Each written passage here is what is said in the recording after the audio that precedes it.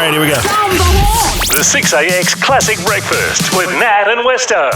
It's Nat and Westo from the Classic Brekkie wrapping up another week and launching another podcast. It was a big week. Oh, Lord. I'm still getting over the old Daffodil Day dip that we did at Scarborough Beach. Yes. Chilly. It was more chilly when we got out. Yeah, but it was more frightening when we were in because we literally were not swimming.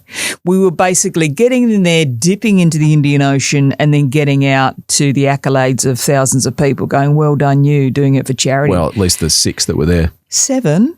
It was a wild day in the water. Big swell, lots of surfers out, and also some signs on the beach. Yeah, many signs basically saying don't go in the water. One of them that said flash rip, which you ended up kind of finding. You found the rip. So I was waist deep, got knocked over, and then I thought, oh gosh, there's a little bit of an undercurrent here, at which point in time you saw my distress sort of move towards me. Yeah. And I thought, oh, he's going to save me. I was thinking, do I go in after? And I thought, well, then no, because then we could both end up in trouble. So instead you said, hey, you're in a rip. Yeah, just work with it. And I just thought with your massive physique, you'd just be able to lift me up out of that rip and run me back onto the shore. Instead, you said, you'll probably end up in Fremantle, so I'll drive to Freo and I'll pick you up there. No, I was going to run down the beach and just follow you as you gradually worked your way across, being the strong swimmer and scuba diver that you are. Yeah, but that's below the water. On the surface, not so good, Not so good. Yes. Not so good. But you made it out. I made it out. I crawled my way out and we did it for charity. And by the way, it is not too late to donate. You can go on to 6ax.com.au. You can donate there or go on the Facebook page because you can actually watch me nearly dying on the video that Macca took, one of our other announcers here at the radio station, and donate there. Please do. Make it worthwhile, my near-death experience. Yeah, do it while you enjoy this podcast. The 6AX Classic Breakfast with Nat and Westo. Let's talk about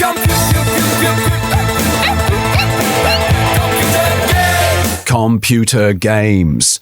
I haven't played a computer game for a good many years, mate. Well, see, that's one of the benefits. Are you a gamer? Well, I'm not as such, but having a kid who's almost 12, yes, it sort of comes with the territory. And working with someone like Macca, he is a big gamer, isn't he? Yeah, our man Macca, he is a bit of a gamer. 2 parts to this discussion. One is that I got an email today asking questions about gaming, but in a positive way. The future STEM workforce, so science, technology, engineering, mathematics, I believe it stands for, is growing up online. Could gaming help solve Australia's STEM skills crisis? So we're expected to need 24% more bachelor qualified workers in this area by 2035. And what they're saying is that playing these games, particularly the online games, can actually help kids develop skills like coding, design thinking, and problem solving. And one of the games that Tay and I played, my kid Tay and I, we play like just sort of dumb games, but we play one called Halo, which has been around for ages. Yes. Essentially, it's humans slaughtering aliens on different planets, but you've got to solve problems along the way. Oh. You got to figure out, I need to activate the such and such to open the thing, and then you got to figure out where you're going and how to open the thing. So you are kind of thinking as you go. Like I said, we play Pac-Man and old school games. Well, that's all I do. So Space Pac-Man, Invaders and Frogger, which probably we do a bit of that. Explains my IQ.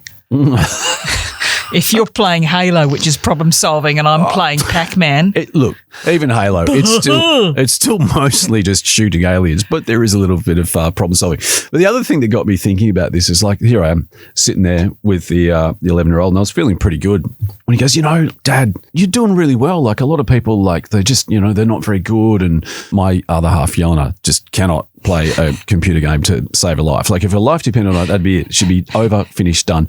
And I was feeling pretty good. It's like, yeah, Dad, no, you're doing real. And then it came. Yeah. You're awesome for your age. Oh, man, take a look at my life. Yeah. Out of the mouths of babes. Nat and Westo, the only way to start your morning. The classic breakfast on 6AX. The census asked about unpaid domestic work, broke it down into chunks of how many hours per week you or your respective partner may or may not do. So we're asking you, do you or your partner do more unpaid domestic work, Monica in Riverton? Well, I'd say it's me.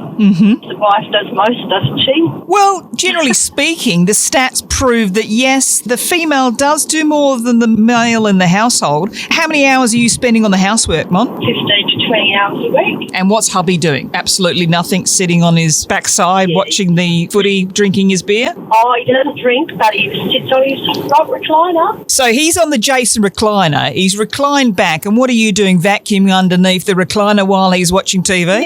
Yeah. Why are you always in the laundry? I wonder why. Monica, he is helping though, because he's got that recliner, right? So when you're vacuuming, he's like, oh, hang on, love, I'll just help you. And he just pops the recliner up and you can get under his feet. The feet are already up. Do you stop vacuuming so you can go and get him some lunch? Probably. Look, if anything sort of, happens to him, keep me in mind. Sounds like he's set for life.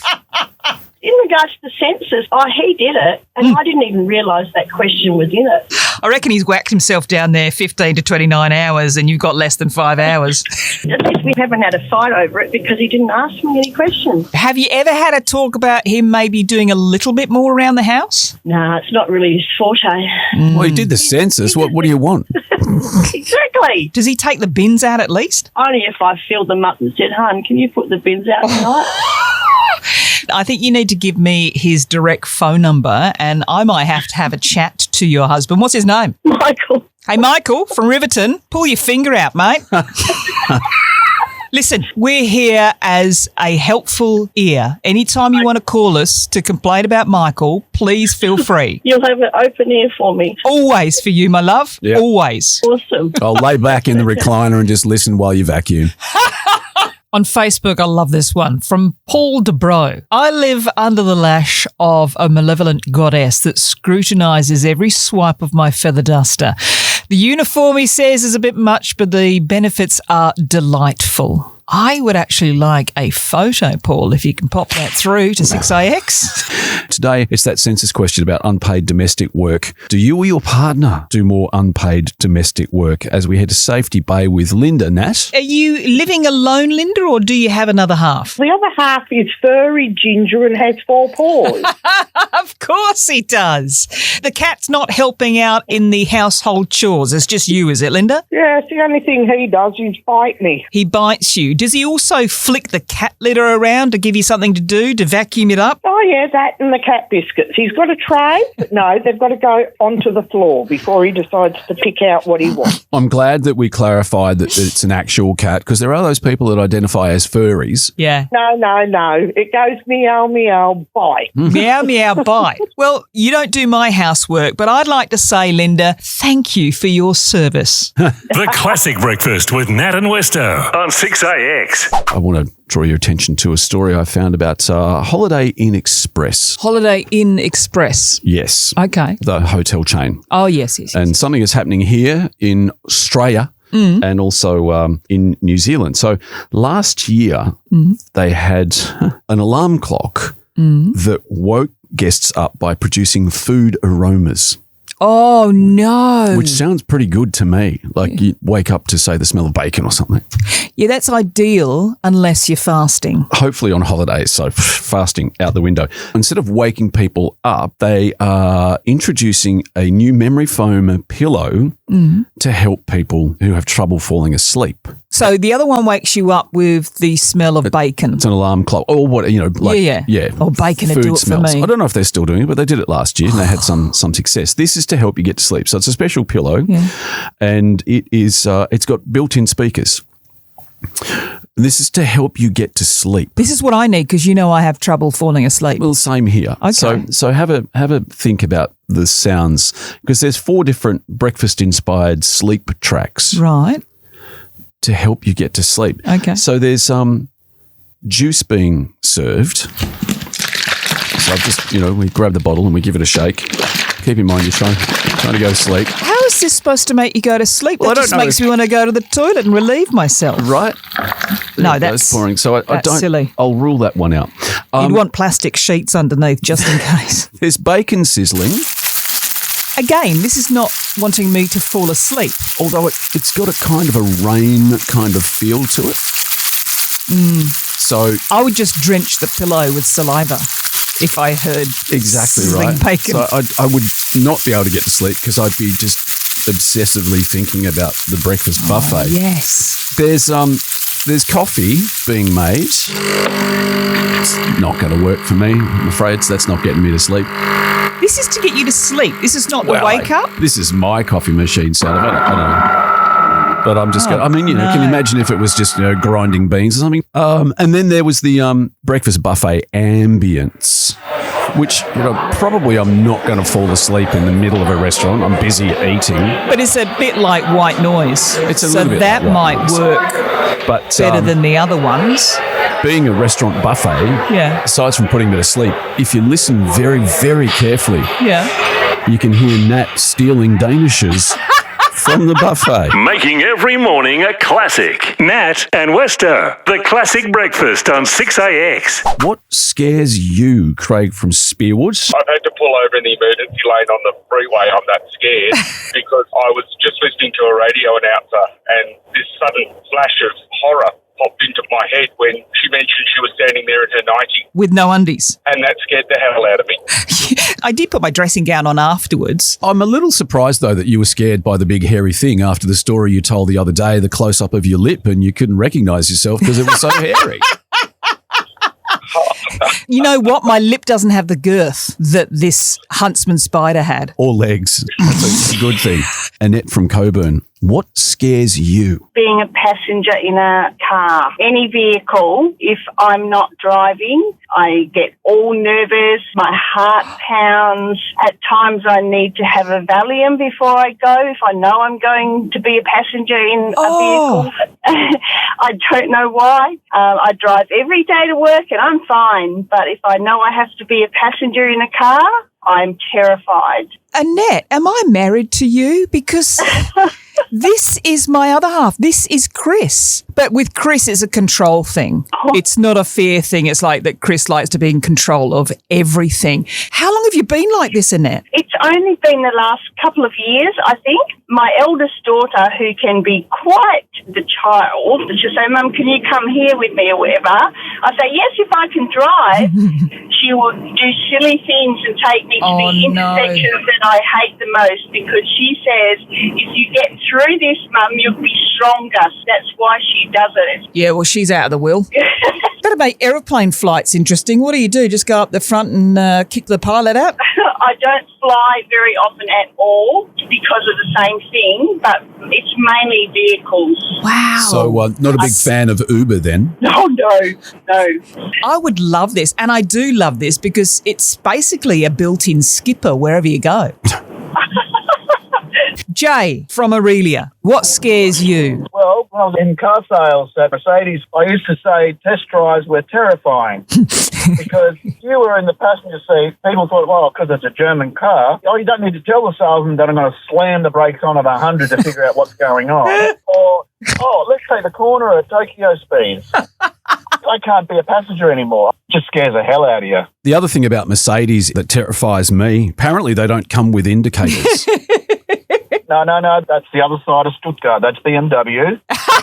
You're scared of being in the passenger seat. So is Annette from Coburn. What happens if you and Annette are in a car together? Who's driving? Well, if we're both on the Cornana, we will just look like blubbering mess as people pass us.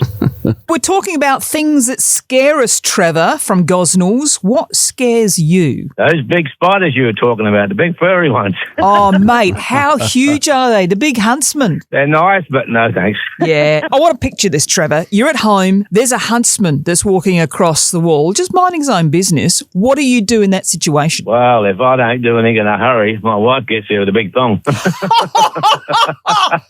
You just have goo all over the wall. I know, but there's a cleaning job after that too. So who does the cleaning of the goo? Is that you or the missus? She does it, but I help her when she's not in a mood. You go and get the spade because they are big mongrels, aren't they? Yeah. And you can't use Peebo on them because you use a whole tin on one of those big ones. Is that still available? Well, hit them high, hit them low, hit them with the old Peebo. You know I go for the home brand. You do. I like to relocate because I think they do a good job. I would just prefer they didn't do that job in my bedroom. Oh, that's true. Something to be grateful for, that there's a massive desert between us and the Sydney funnel webs. Yeah. Yeah. Yeah. Well, they're not as big as a huntsman. They're also very nasty. Yeah, they whack a punch, don't they? Absolutely. Two little grabbers on the front of them. I know. And apparently you can milk them. Yeah. Can you? Oh, yeah, you can milk anything with nipples. I have nipples, Greg. Could you milk me? The Classic Breakfast with Nat and Westo on 6AX. There's a cameraman in my face, that's Macca, and Yep. there's, oh, good Lord, what have you... Okay, so I've got my gloves on We talked... Am I having from an my home examination? supply. Yes. So- You're going to have an examination. Just relax. You did tell me that there was going to be a food test, another taste test today. It's a viral craze at the moment. I love viruses. And this one is a dessert craze. So Okay. it's amassed over like millions and millions of views, you know, with TikTok and Insta and stuff. So what you do is you heat up a croissant. Right. And then you take the top bit off, which we discovered in the kitchen. It was a lot harder than I would have imagined. Then you basically shove the Magnum. A Magnum ice cream. Magnum which ice I'm looking cream. at here. I had heard about this. Okay. Right. Right, so that's what it looks like. You can have it with or without the stick. Okay, I think you twist the stick off. Oh, you want me? Okay. Oh, no, I can do that. No, I'll that's leave it your way. okay. You want me to do You just- extra work? you just- Gosh, just you twist It's not it. like I don't do anything around here. All I right. need a bowl or a paper towel. That's all right. I've got paper towel here. Are you sure? Yeah, no, positive. That We'll looks just- like an old tissue, mate. Have you already No, used that? You remove the stick, which is I've done. You enjoy the warm, creamy, buttery bakery sensation. Look at that. It looks like it's actually chatting to you. All right, Mr. Weston. It's chatting. I've made Is it myself saying- one as well. Is it saying eat me or don't eat me? Apparently, it's going off. It's really, really popular. As you know, I'm more of a savoury guy, so I don't do a lot of ice I cream know, in that's general. what I said. And it's I could have breakfast. popped a jalapeno in there as well. But I guess, I've been up since 3, so it's kind of like... Is it your it's- third or it's fourth morning. breakfast? This will be number 3. Okay. I'm like a hobbit, but taller. Just shove it in your mouth, mate. Oh, Less okay. chitty chatty, Okay. more shovey shovey. What's that like? Oh, my God. The ice cream's cold. Yeah, it's from the freezer. They tend to be a bit chilly. Can you describe it for me instead of just moaning? Well, it's rude to talk with your mouth full, but it's very tasty. Is it?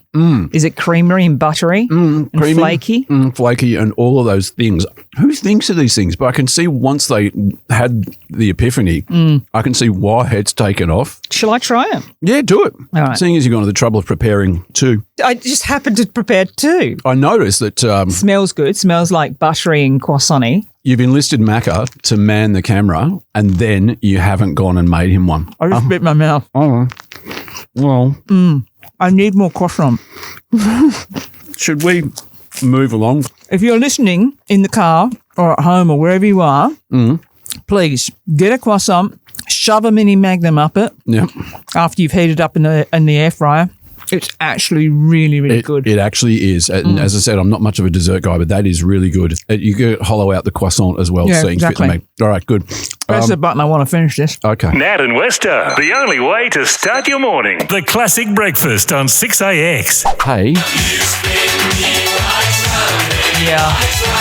Devastating local news. something that spins round and round will spin round and round no more. The Sea Restaurant is closing down after nearly 50 years. And on the 31st of January next year, it will spin for the final time. Have you been to the Sea Restaurant? I have a couple of times. I haven't been for a while. It's probably over 10 years since Has I've it been that there. long? I remember going there when we first landed in Australia. It was very posh with Mum and Dad, and it was called Highlight 33. That's going back years. Mum would put me in a dress. Great. We knew we were in for a posh meal when I got put in a dress. And we'd go there and it'd spin around and I'd go faster, go faster. But you can't because then you bring up your meal.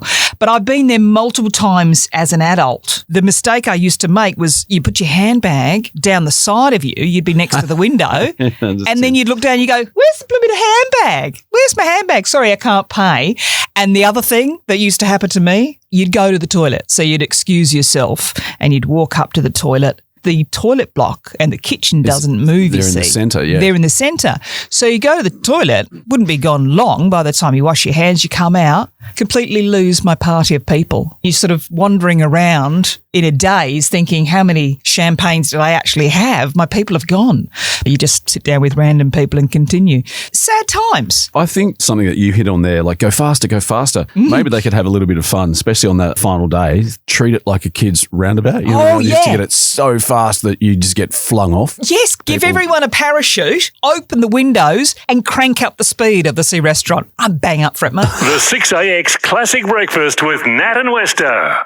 Now, Perth holidaymaker by the name of Maddie has been called out on a recent Jetstar flight to Bali for eating a delicious Whittaker's peanut slab. I'm a Kiwi. It's my birthright. I'm just eating my peanut slab in peace and quiet, and the lady behind me in the tunnel says, "Thank God I'm not anaphylactic." I can't even be out in the wild eating a peanut slab. Yes, I can. And yes, I will. Did she say I can't even be out in the wild eating a peanut slab? I love the line, "I'm a Kiwi, it's my birthright." Is it okay to take your own food on a plane? Chris from Southlake. Yes, you should be able to. And I think that woman who whinged is probably one of these PC sort of people that just loves to look for something to whinge about. There's nothing wrong with it. I mean, in the days when you had MMA and TAA, you got full food service and alcohol service, you didn't need to. But in these days where, unless you pay top dollar for your flight, you don't get anything served to you. And the outrageous prices that they charge. $15 for a pie, mate. It's absolutely ridiculous. What about if I take a tub of Brussels sprouts? Is that okay? Yeah, so long as you've got butter and salt and pepper on them, then it's good to go. Absolutely, mate. At least I might get a row to myself then. Yes. So, Dave, in Cloverdale, is it okay to take your own food on a plane? If you've got special dietary requirements that have to be for your own health. Okay, so what if my special dietary requirement for my own health is that I just have to keep eating? If he's on a Jetstar flight and he's got to eat continually, he's not going to be able to afford that on his 6IX wage. No. Can barely afford groceries. I'm surprised you can keep going away as often as you do, Nat. Luckily, I'm married to somebody who makes more money. Is this because you don't fly, Dave? Yes. And you haven't been on a plane since 1992? 1996. I'm not flying again. Look, they got to refuel the plane. I got to refuel me. Done.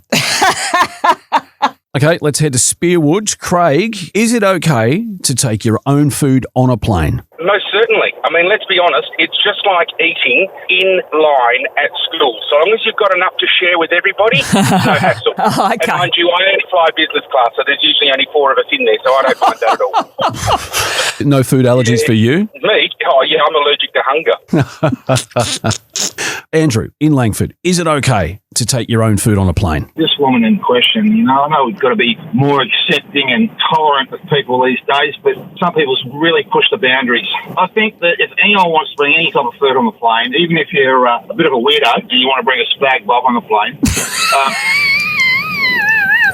go for it, because it masks the smell of those trusty people that think deodorant's an optional extra instead of a necessity. What if I brought on a seafood curry? I reckon you'd probably spend most of the trip in the toilet. No, it wouldn't affect me. I'm just concerned about the people around me. And how do I reheat that anyway? Do I just go down the back and go, can you whack this in your microwave for me? Just sit on it. Seafood curry, really? Honestly, mate, when was the last time you had a seafood curry? Probably last week. He loves his seafood. I tend to make seafood curries a lot.